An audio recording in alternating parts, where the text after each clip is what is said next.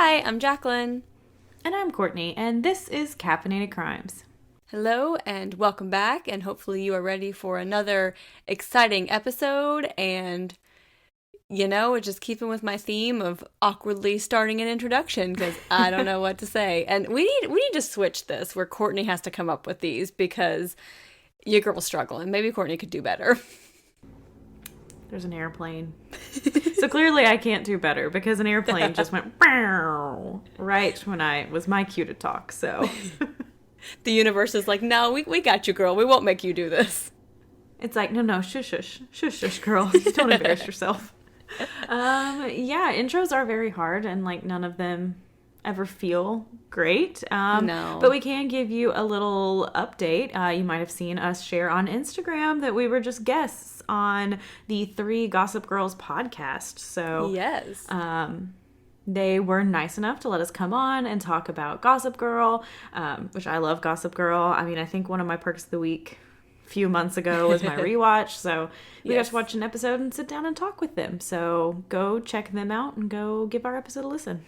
Yeah, definitely. It was super fun. I've been listening to them forever. Their network name is Total Betty Podcast Network. So they do have several different shows of teen dramas that they recap. And they are super fun. So make sure you go check out their shows as well.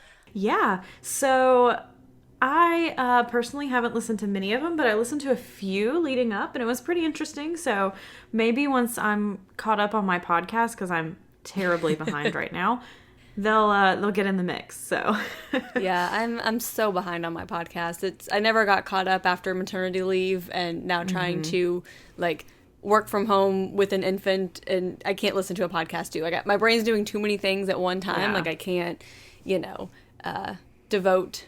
So basically when I'm taking a shower and washing dishes is when I listen to the podcast, to other podcasts. So anyway, so those are our random ramblings for today before we get into our true crime updates. So not really a true crime update, but as we like to cover, major news and things like that. I'm sure at this point everyone is well aware that Bob Saget died. Super sad. He was only 65 years old. At the time of this recording, they haven't released an official cause of death, but it's sounding like a heart attack or stroke or something like that because his talk screen was clean and there were no signs of foul play. But super sad. He was very young. He was on tour. You hate to see it.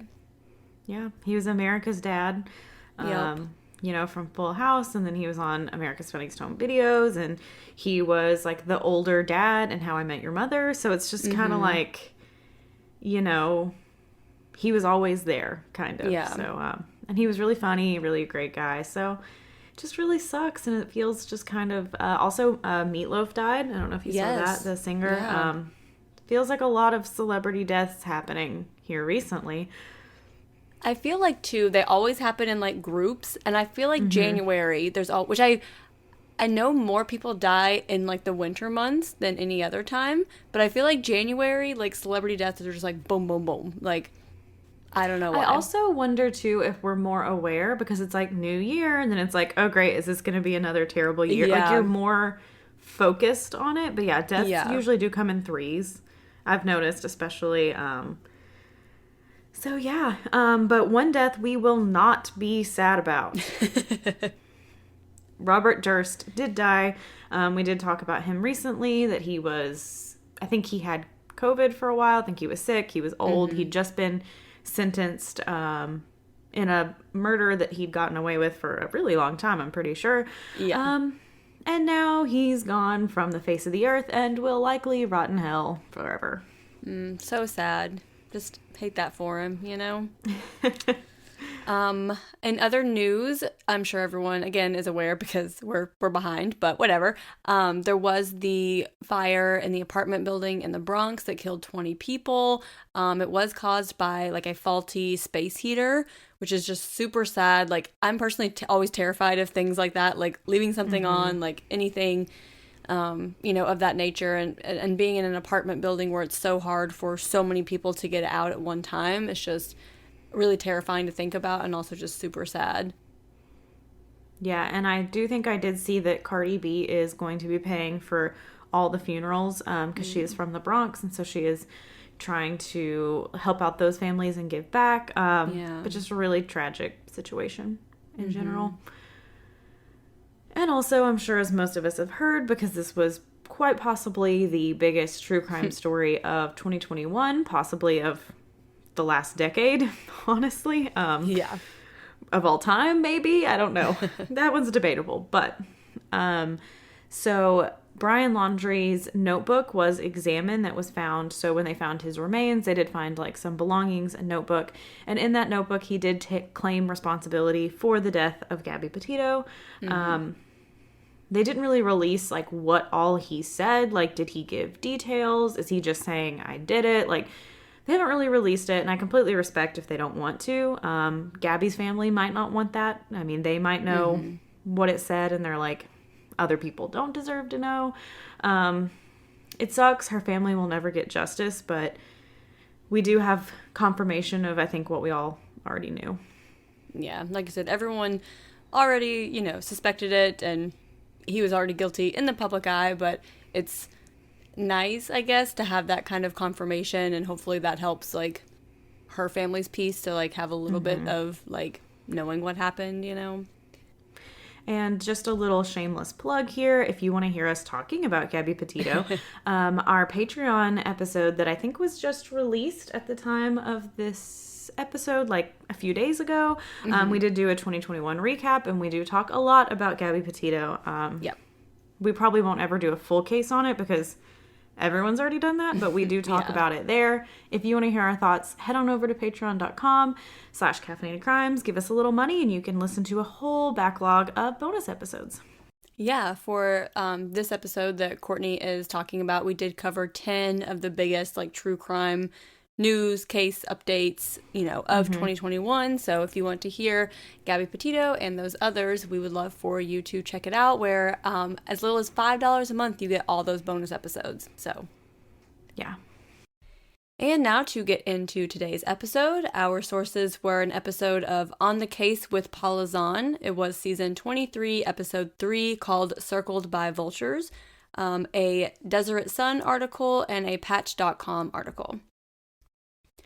So on June 1st, 2018, a man was hiking in Joshua Tree National Park and taking photos when he noticed a swarm of vultures.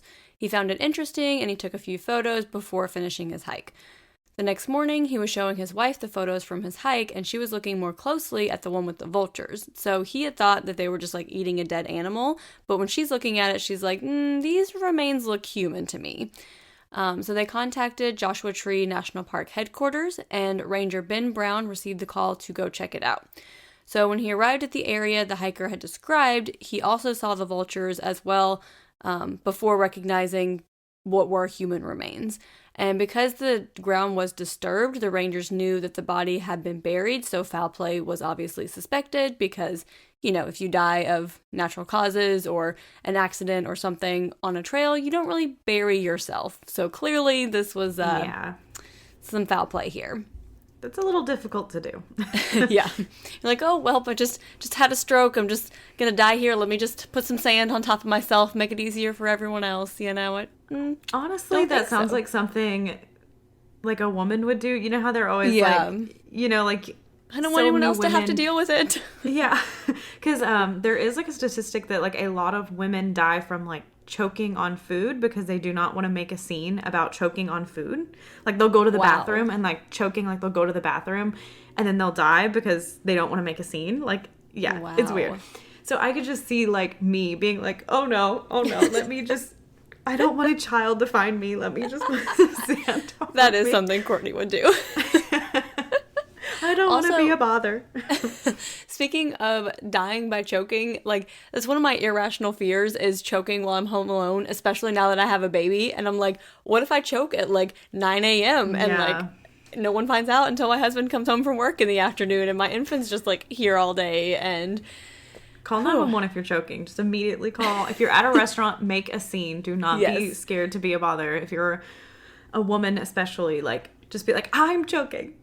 I'm dying. And look up YouTube videos on how to do the Heimlich maneuver on yourself. You can ram yourself into the back of a chair. So just FYI, if you ever need to do that, you should do just that. Speaking of like Courtney things, like I have the worst luck, guys.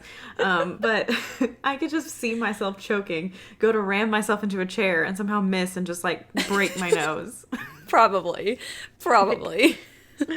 Oh, man. Whew, sorry for that tangent. Okay, so back to this body found in Joshua Tree National Park. So the Riverside County Sheriff's Department homicide unit was called in.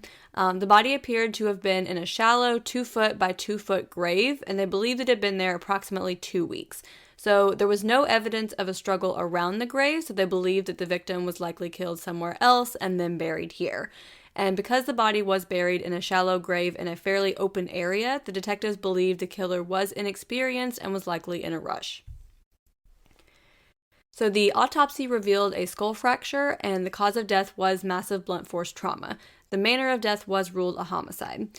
So police did get lucky, and the victim's fingerprints were on file with the DMV, so they were able to identify the victim as 54-year-old Henry Stange from Murrieta, California. Henry was very close with his mother and 2 sisters who were obviously devastated to hear about his death. His sisters, Diana and Judy, said that he was very helpful, kind, that he was really protective of them. He was outdoorsy and loved animals, camping, and hiking. Henry had been married for 10 years and had 2 children, but was in the middle of a divorce when he was murdered. And a few years before his death, Henry had been sitting outside on his motorcycle putting on his helmet when a drunk driver hit him and actually drug him for half a mile. So just this, like, horrific accident. Ouch. Yeah. Guys, don't drink and drive. Just no. I know don't. we say it all the time. Do not drink and drive. Call an Uber. Call your mom. Call your dad. Call your friend. Call somebody. Yes. Call anyone. Henry's leg was severely damaged and he was in constant pain after this, so he began relying on narcotics to get through the day, and he was unable to hold down a job because of this injury and the constant pain that he was in. So detectives obtained a search warrant for Henry's house to search for clues. When they arrived, no one was home and all of the doors were locked. When they entered the garage, they found that the floor was covered in smeared blood, so they're pretty sure at this point that Henry had been killed in his garage. And because the murder had taken place in his home, the case was turned over to the Murrieta Police Department. The blood was sent off for testing to see if the killer had left their own blood during a struggle, and the garage and the house were also tested for fingerprints, but they weren't able to find any unidentified fingerprints or shoe impressions.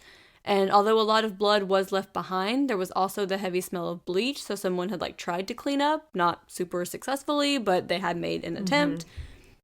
And wires hanging from the rafters of the garage indicated that surveillance equipment had been removed.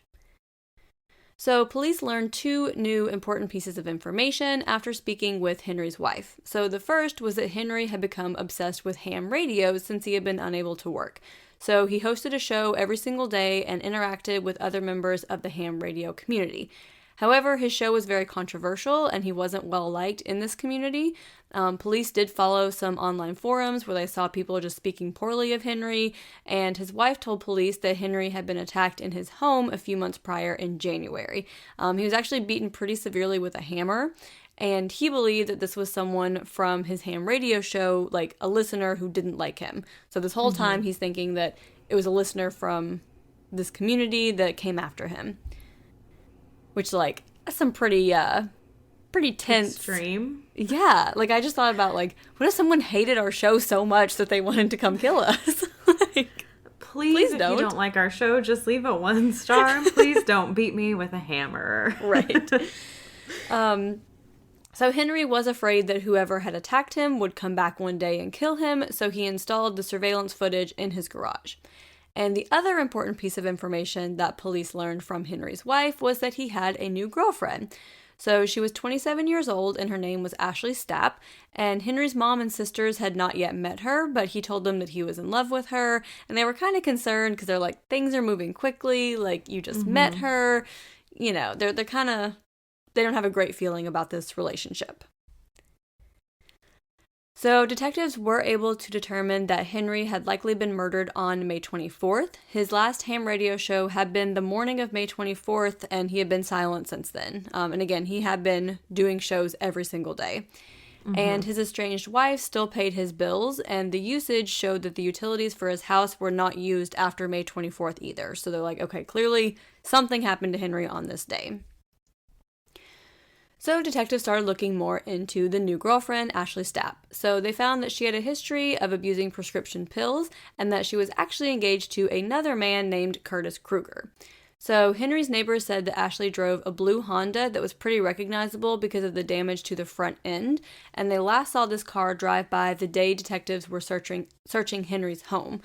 Police were suspicious because, she drove by that day and saw the police at his house, but she didn't stop, and she also did not reach out to his family afterwards. So, yeah, if you're in love and you see the cops at your lover's house and they're not answering, you should grow concerned. Exactly. This is a big red flag here.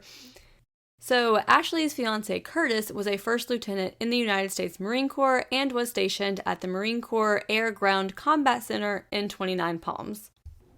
So police were able to obtain phone records which showed that both Ashley and Curtis had been near Henry's house on May 24th, and this allowed them to get a warrant for a wiretap on their phones. So they hoped to catch the two speaking about the murder, but they needed to do something to prompt this conversation. Let's get them talking somehow. Mm-hmm. So they found out that Ashley's brother lived across the street from the police station, and they showed him a photo of Ashley and Henry and asked if he recognized the man. Her brother said he did not recognize the man, and police then asked him to send the picture to his sister to see if she could identify the man, because she might be able to help them identify a suspect in a crime. So Ashley called her brother after he texted the photo to her and said she didn't know the man and didn't know when the picture had been taken. So she's like, I don't know him. Well, which, you're in a picture with this guy and you're like, nope, I don't know. What? He's just a fan. A fan of what? What?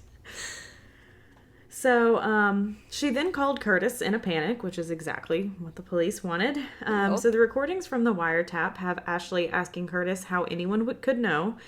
She said maybe a witness or evidence connected them, and Curtis responded that they had pulled his truck in close enough that no one would be able to see him in the back.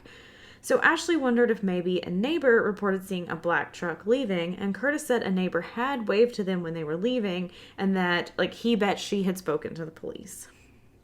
So Ashley said Henry had installed the surveillance equipment himself, and that's how she knew where all of them were in order to remove them. And Curtis said there would have been cameras at Joshua Tree. So obviously these conversations are very damning, but they never directly say, they murdered Henry or that they put him in the national, park. So they're never I killed Henry. I moved Henry's body, but they say we were pulled up close enough that no one could see him in the back, and then they reference the surveillance equipment and Joshua Tree. This is all pretty obvious that it was you, but they didn't, confess technically. Yeah, you could still get reasonable doubt from that, but it was enough for them to arrest them. Mm-hmm. So Ashley initially denied involvement, but provided information after she was played the phone conversations from the wiretap. So she only referred to Curtis as he, and she said she arrived and saw Henry's body and the blood, and that he was furious about her sexual relationship with Henry. She says she didn't know he was going to kill them, though. When police told her they knew he was Curtis, she confirmed it. So she was not saying his name, and they were it's Curtis, isn't it? And she's like, yeah, that's who I'm talking about. I'm not going to tell you, but okay, yes, it was him. Yeah. Ashley said Curtis was controlling and that he frequently used the GPS on her phone to monitor her whereabouts. And on the day Henry was murdered, she said Curtis had tracked her location to his house and lost it when she found him with another man. And she also admitted to helping Curtis clean up. Her. Said lost it when she found him with another man. Good Lord. I'm like Ron Burgundy in Anchorman. I'll just read whatever the prompt is in front of me. I'm Ron Burgundy. Can we leave all this in? Ooh-wee. Okay. I am insert name here. Oh, man. Whew, goodness. Okay, so on the... I can't be laughing when I say on the day he was murdered. We're not laughing at someone's murder, guys. No, I'm laughing at Ron Burgundy. Okay. Whew. So on the day Henry was murdered, she said Curtis had tracked her location to his house and lost it when he found her with another man. So she also admitted to helping Curtis clean up, and she said they rolled Henry in a blanket and put him in the back of Curtis's truck. They got shovels and they buried him in Joshua Tree. So Curtis immediately got an attorney and refused to speak to detectives, and the detectives thought this didn't matter because he had enough evidence. However, the district attorney said there wasn't enough evidence based on just the recorded phone calls and refused to take the case any further. Which, a little questionable on that one, because I'm like, you could probably give Ashley some deal to get her to testify, but... Yeah. My only thing, I don't know if they're like, oh, we're afraid he's going to get off and we want to hold off until we have something more so we can make sure that we get him, you know, because double jeopardy applies if he is acquitted. But, like, I mean, he all but confesses on that tape. Yeah, and you have, like, Ashley's confession, too, and it's like, can that not be used at all? Like, very weird. But just when the police were about to have to let him go, they did receive a call from NCIS. For those unfamiliar, NCIS is not just a TV show. It stands for Naval Criminal Investigative Service. Since Curtis was an active duty Marine, NCIS held jurisdiction over him, and they said they would pick him up on homicide charges. And he was immediately arrested and placed in military jail, which I'm sure is not a fun place to be. Nope. And Curtis's cousin then contacted NCIS and said Curtis had confessed to him that he had tried to kill Henry with a hammer back in January. So remember, Henry thought someone from his radio community? No, that was Curtis. Mm-hmm. And he actually believed Henry was dead when he left him at his house that day. And Ashley confirmed that she had led Curtis to Henry's house that day and that he beat him with a hammer so hard the hammer bent. Which is like... Like, hammers are pretty sturdy, so, like, for the hammer to bend, like... Because, like, you use Henry, a hammer... Man. That's what I was thinking, like, this poor man's life. Like, he gets hit by a drunk driver, like, drug half a mile down the road. He gets, like, beat with a hammer, like, probably almost dead when he's left. Before being murdered. Like, before being murdered. Like, my goodness. She told NCIS Curtis had disposed of the hammer in the desert and described the location. So NCIS was able to find the hammer, and they knew it was the same one because it was bent. And again, it is pretty difficult to bend a hammer. Yeah. And text messages proved that Curtis knew about Ashley and Henry, and Curtis texted Henry multiple times telling him to end his relationship with her. And Curtis knew that Ashley had sex with Henry in exchange for access to his prescription pain medicine. So Curtis was charged with first-degree murder and went to trial in August of 2020. And the district attorney didn't believe they had enough to charge Ashley with Henry's murder, so they charged her with aiding in the attempt to conceal the killing of Henry Stange, as well as disposing of the body and other evidence. So she did plead guilty, and she was sentenced to 10 months in jail, 3 years probation, and was required to attend a drug rehabilitation program. So she got pretty lucky, and I hope she turned her life around. But yeah. So during Curtis's trial, he testified that he had found Ashley at a gas station in January, and she said that Henry had raped her, and she asked Curtis to go with her to his house to get her belongings. But Ashley also said she had sex with Henry for access to his prescription pills, and she didn't want Curtis to find out about him. So she's telling a bunch of different stories here. Yeah, like, I didn't want to clearly say, like, she was lying about being raped because we don't know, but she has also acknowledged, like, I willingly had sex with him to be able to get his pain pills, so it's an iffy story, but we never want to, like, for sure say this did not happen, so, you know, we're just going to include both statements in there, and you can assume what you want to. Yeah. So Ashley testified it was Curtis's idea to go to Henry's house when they met up at the gas station. And once they arrived at Henry's house, Curtis beat him so badly with a hammer that the hammer bent, and Curtis believed he'd murdered someone, and they left him for dead. So Henry spent the next few months thinking that someone from the ham radio community had attacked him, and he started installing surveillance around his house to protect himself, because he's like, if someone's going to come back again, you're going to be on camera. Yep. And he had no idea that the man who attacked him was the fiance of his new girlfriend, who he was continuing to see at this time. Like, rough. Yeah, and she obviously knew where all of his surveillance equipment was, so she was able to make sure that they were not on it and could remove all of it before they took his body from the house. So it's like, this poor guy, like, he was trying so hard to, like, nope, I'm not going to let you find out that it was me. Or, no, that doesn't make any sense. He's... Woo! Okay. He doesn't want them to... If someone else is going to come into his home, he's going to make sure that he knows who it was. And then, of course, she's able to just, like, override all that, and he has no idea that she's the one responsible for all of this the whole time, you know? Yeah. And Curtis testified that on May 24th, Ashley didn't show up to the family day event on the base he was stationed at, and he became worried that she was with Henry and said he went to his house because he had raped her before, and he was worried that was what happened this time as well. And Ashley was inside the house getting high, but Curtis went to the garage and found Henry.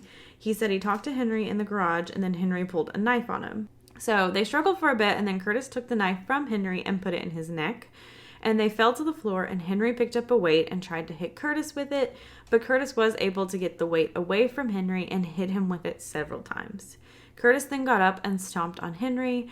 Ashley testified that she had sex with Henry and was in the bathroom getting high when she heard someone cry out, and then Curtis came in and said they had to leave. This is when they disassembled all of Henry's surveillance equipment, wrapped him up in the blanket, and drove away from his house. They tossed the surveillance equipment from the car while driving, and then got shovels and buried Henry in Joshua Tree National Park. So the jury didn't really believe Curtis had arrived at Henry's house with the intent to kill him, but they did find him guilty of second-degree murder instead.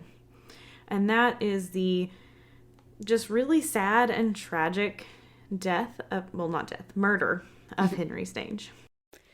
Yeah, and I wasn't able to find anything on Curtis's sentencing, which the trial did just happen in August of 2020, which was a good little bit ago now, but, it wasn't that they may still be working out, sentencing, and especially with him being charged through the military, that might be a different, procedure. Like maybe it wouldn't be as, public on this sentencing, do you think? I don't know if they would hide that or not, but...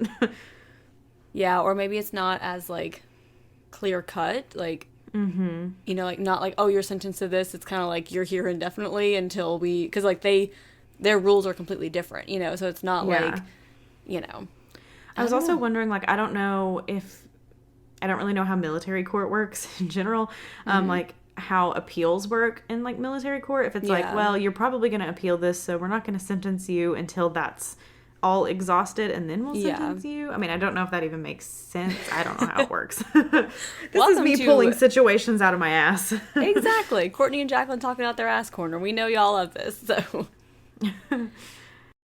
I guess if you have experience with, how the military justice system works, my husband was in the military, but thankfully was never arrested, so I don't know how much, how many details he would know, Yeah. I feel like that's a need-to-know basis. You're I don't want to know until I have to know. I mean, my knowledge that I was just talking about comes from NCIS and the one episode of Law & Order SVU that dealt with the Marine Corps. So, I don't know. Maybe... You guys know that's where I get all of my information from. So editing Jaclyn is going to insert a note here that apparently me and my mom brain forgot to finish the last sentence of this episode. During this episode, we talked about why Curtis Kruger had not been sentenced yet. But guess what? He was sentenced. So I don't know what my brain was doing. It's clearly in the article that I referenced at the top of the episode, and I don't know what happened. So Curtis Kruger was sentenced to 18 years to life. So just disregard this whole conversation about not knowing how long he was sentenced. But, just enjoy our ramblings about the U.S. military justice system. Okay, bye. But yeah, like we said, this poor guy, like, just so much tragedy in his life, and like he's divorced and he's in all this pain, and he's like, oh, I met this new young girl and like I'm happy, and nope, she's just, gonna get you killed. Yeah. So. And he was like telling his family like he was so in love and like all this stuff, and it's just so sad that like that happened to him. Yeah, it really is. So now that we want to move away from the sad things, Courtney, what is your perk of the week? So my perk of the week is that yesterday Kevin and I went to this local restaurant that's downtown called Chivo. It's like a taco and tequila kind of place, kind of thing. They have other stuff too, but we went there for lunch, and I usually get, it's called the Chupacabra. I don't know why I stuttered on that. And it's like a jalapeno margarita or whatever. And then Kevin got a strawberry one, and I tasted it, and it was quite possibly the best strawberry margarita I've ever had. I mean, I don't want to say like for certain because there might be one I'm forgetting, but it was like very fresh strawberry, like puree juice, like with the tequila. Like it wasn't just the syrup. It was very, very good is what I'm trying to say. And I want to add that Courtney has probably tasted a lot of different strawberry margaritas in her life. So this is a very big endorsement here. This is a very big endorsement. I drink a lot of margaritas from a lot of different places. It has gotten to the point too, like usually at Mexican restaurants, I like just the regular margaritas better than the strawberry ones. But like this one was just, so delicious. I for sure prefer a strawberry margarita. I'm not a huge lime person, just like the lime flavor in general. I don't know, like I'll drink them and they're fine, but I do prefer a strawberry margarita. Yeah, I think it depends, like, where it is. Like, sometimes if they use the syrup, it's a little too much sugar for me, and I get a little sick. Yeah, that's true. That's my problem. Depend. Like, if I have a lot of, like, sugary type alcohols, like, I get more sick than anything else, to be honest. And I drink quite a bit, so, you know, be careful. What margarita is good, and it's from Chili, so don't judge me, but their watermelon margarita, that's just good. Delicious. It's on a summer. I haven't been to Chili's in like 5 years, so I don't know if they still have it, but it used to be like a summer special thing they would do, and it was so good. Yeah, there's a another place, Sono Taco, near us, and they have like probably, I swear, every type of margarita you could ever want. And I've had a peach one there, and it was very good. And they have like a mango. I mean, they have a bunch of different flavors. So yum, that sounds good. Very, very good. But yes, so that is my perk of the week. I also had a very good sandwich today because I've been craving just like a sub.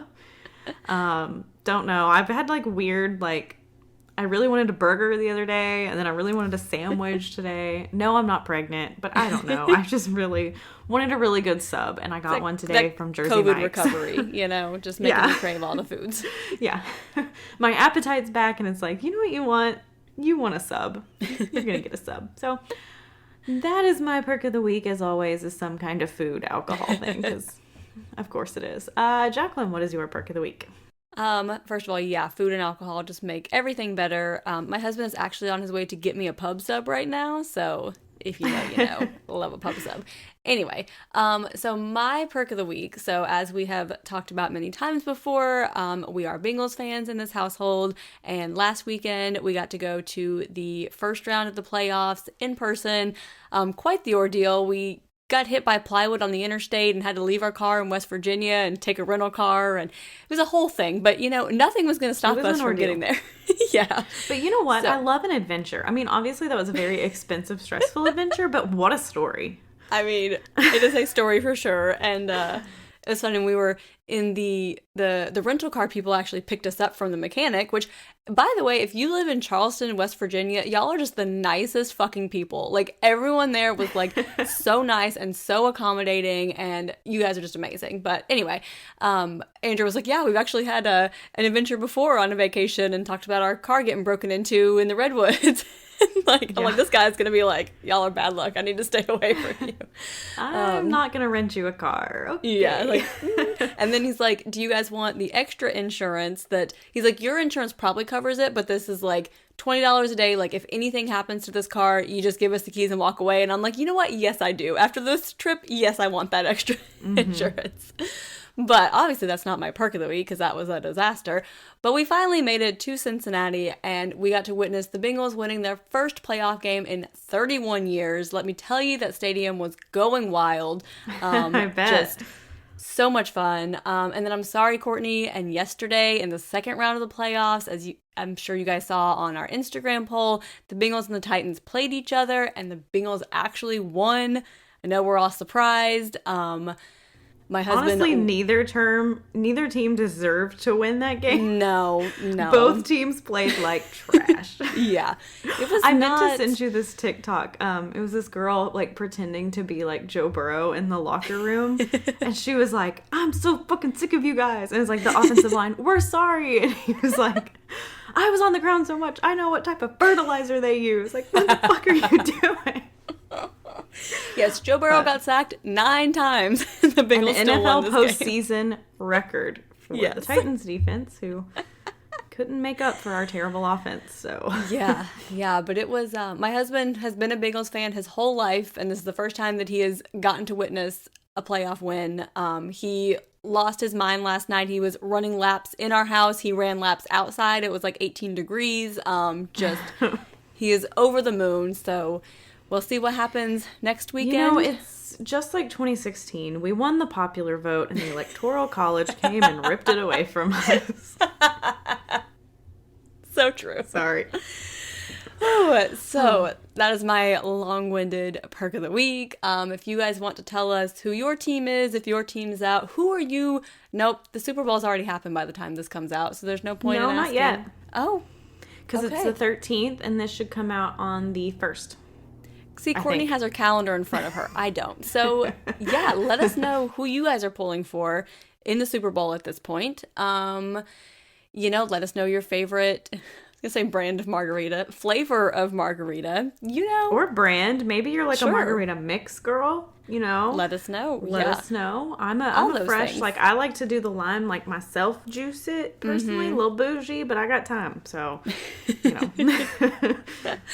Yes, let us know all those things on Instagram at Caffeinated Crimes Pod, on Twitter at Caff Crimes Pod, that's CAFF Crimes Pod.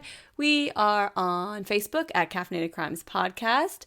We are on Twitter at Caffeinated Crimes. We are on YouTube at Caffeinated Crimes. You mean TikTok? Yeah, what'd I say? Twitter? You guys just search us on all the Twitter fucking would not let us You'll be find Caffeinated us. Crimes.